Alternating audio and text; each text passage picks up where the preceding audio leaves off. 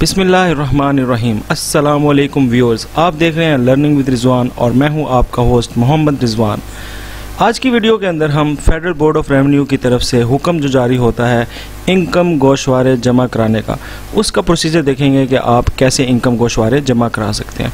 Mostly हमारे salary person जो लोग हैं वो ज़्यादातर वकीलों की तरफ राग़िब होते हैं और वहाँ से अपना जो है वो इनकम गोशवारा हासिल करते हैं, जिस पर वकील उनसे भारी फ़ीस लेते हैं और काफ़ी मुश्किलात का भी सामना होता है, रश भी बहुत ज़्यादा होता है। तो इसलिए ये एक वीडियो है कि आप सिंपल घर बैठे कैसे अपने इनकम गोशवारे जमा करा सकते हैं। तो बहुत ही सिंपल प्रोसेस है। इसका पहला स्टेप देखते हैं।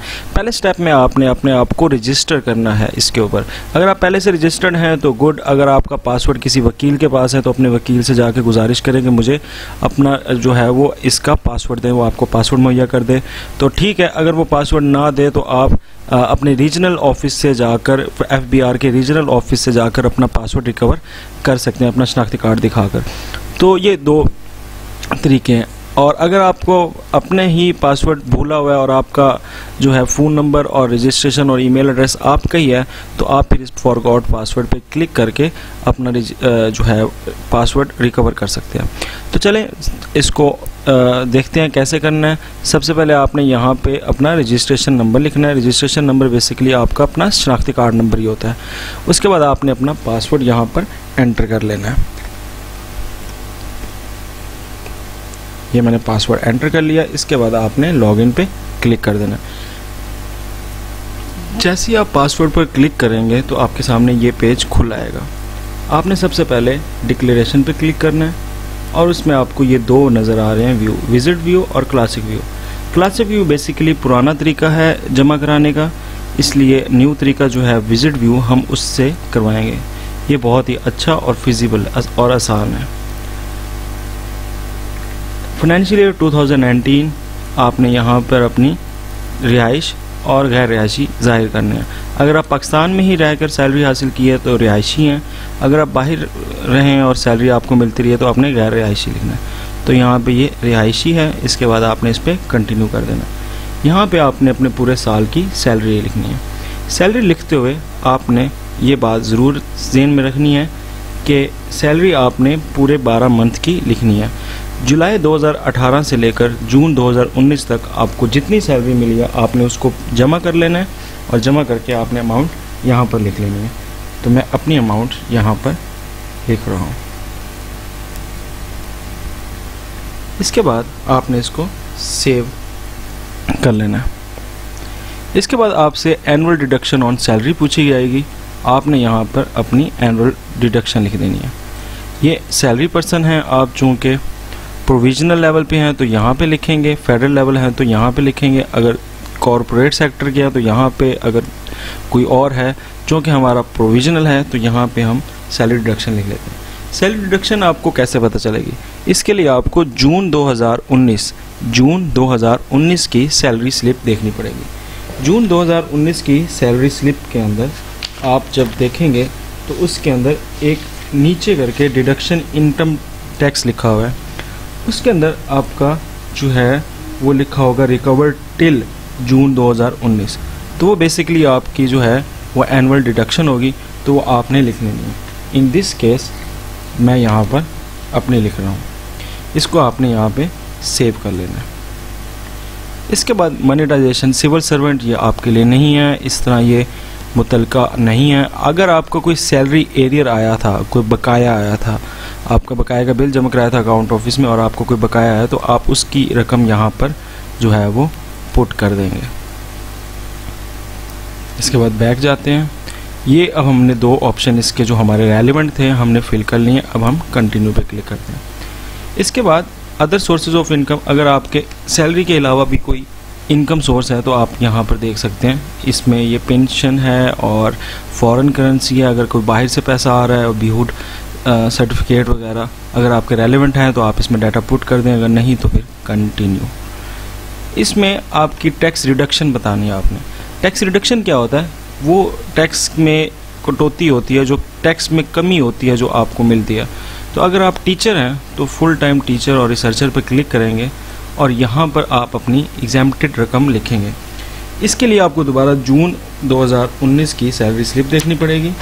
जून 2019 की सैलरी स्लिप में रिकवर्ड टिल जून 2019 के अगला ऑप्शन जो है वो एग्जैम्प्टेड का है। एग्जैम्प्टेड पे जो आपकी रकम लिखी होगी आपने वही रकम इसमें लिख देनी है। तो ये मैंने 800 लिख दिया और आगे सेव एंड बैक पर क्लिक कर दिया। तो ये आप देखें यहाँ पे ये टिक हो गया। फुल टीचर को बेसिकली 40% जो है वो टैक्स की गुंजाइश होती है, इसलिए उसका 40% जो है वो माफ़ होता है। तो वो एग्जैम्प्टेड आपकी सैलरी स्लिप में लिखा हुआ है एग्जैम्प्टेड। तो मेरा 800 लिखा था, मैंने 800 लिख दिया। अब मैं आगे कंटिन्यू करता हूँ। इसके बाद आपकी कोई टैक्स डिडक्शन हुई है, अगर टैक्स डिडक्शन क्या है, अगर आपने कोई बैंक में पैसे जमा कराए या पैसे लिए या उस बैंक से कोई टैक्स कटा तो आपने वो यहाँ पे मेंशन करना है। अगर नहीं तो आपने इसको बैक कर लें।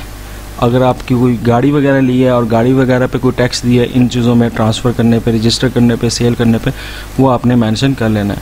इसी तरह आपके जो बिल वगैरह हैं, आपने बिजली का बिल जमा कराया वगैरह वगैरह, इंटरनेट का, फ़ोन का और सेल फ़ोन का, इलेक्ट्रिसिटी का, तो आपने वो भी यहाँ पर पुट कर देना है अगर आपने इसके मुतलका है। इसके बाद अगर आपने कोई प्रॉपर्टी ली है तो उसके ऊपर कोई सेल्फ जो आपका टैक्स वगैरह लगा है तो आपने उसको भी यहाँ पे मेंशन कर देना है।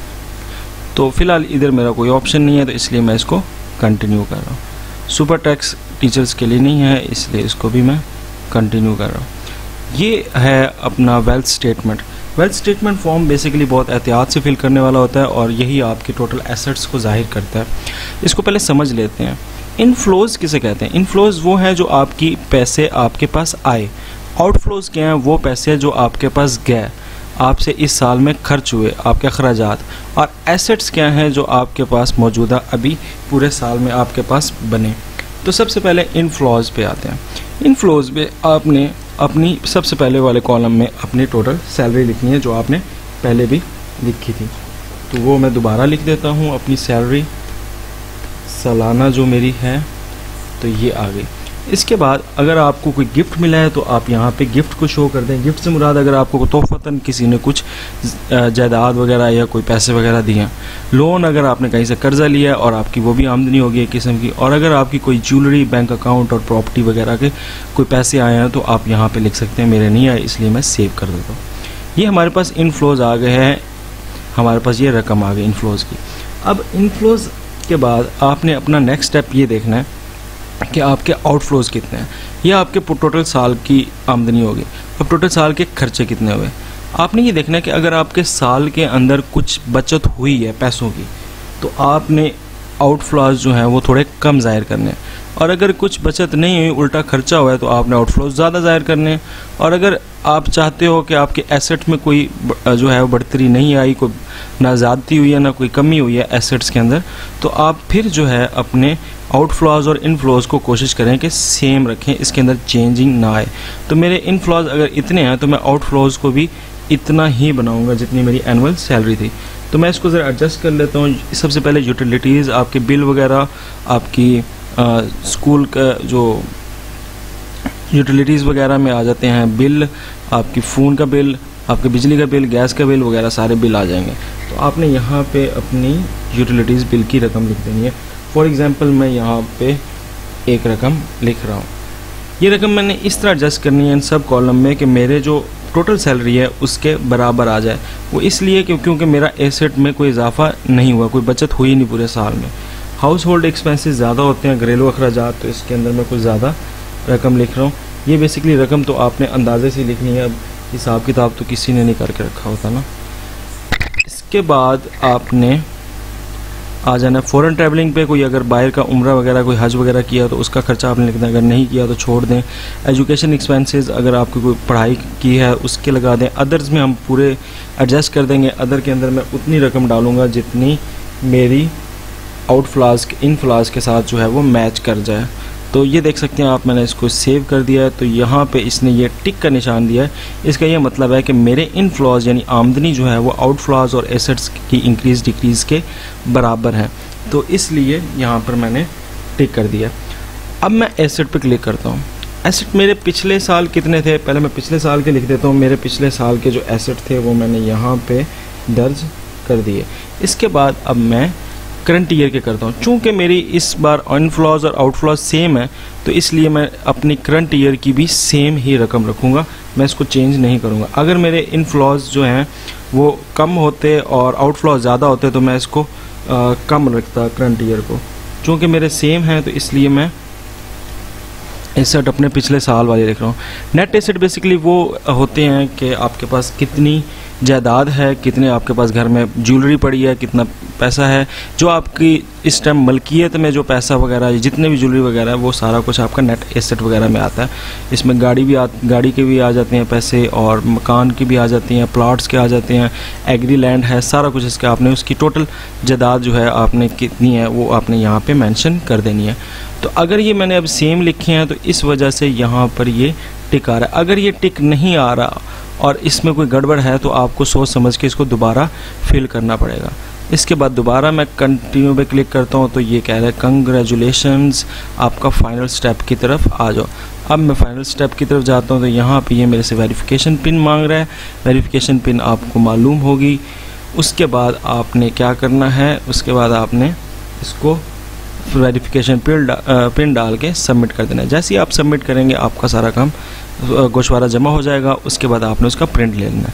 अगर इससे पहले आप तस्दीक करना चाहते हैं कि आपने डाटा सारा फिट किया तो आपने यहाँ पे समरी पे क्लिक करना है और ये देख सकते हैं आपके पास ये वेल्थ स्टेटमेंट और ये इनकम टैक्स रिटर्न, ये दोनों आपके पास यहाँ पर डिटेल में आ रही है। इसको एक दफ़ा पढ़ लें तसल्ली से और उसके बाद जो है इसको वेरिफिकेशन पिन डाल के इसको सबमिट कर लें। तो दैट्स इट, ये आज की वीडियो थी। अगर आपको वीडियो पसंद आई है और इसमें आपको बहुत ज़्यादा कोई फ़ायदा हुआ है तो आप ये वीडियो अपने दोस्तों के साथ शेयर करें ताकि वो भी अपने जो हैं भारी फीसें जो वकीलों को दे रहे हैं उससे बचाकर अपना ख़ुद गोशवारा जो है वो जमा करा सकें। अगर मज़ीद कोई सवाल है इस बारे में तो आप कमेंट बॉक्स में करके पूछ सकते हैं, इंशाल्लाह आपकी रहनुमाई की जाएगी। दुआओं में याद रखें। अल्लाह हाफिज़। पाकिस्तान जिंदाबाद।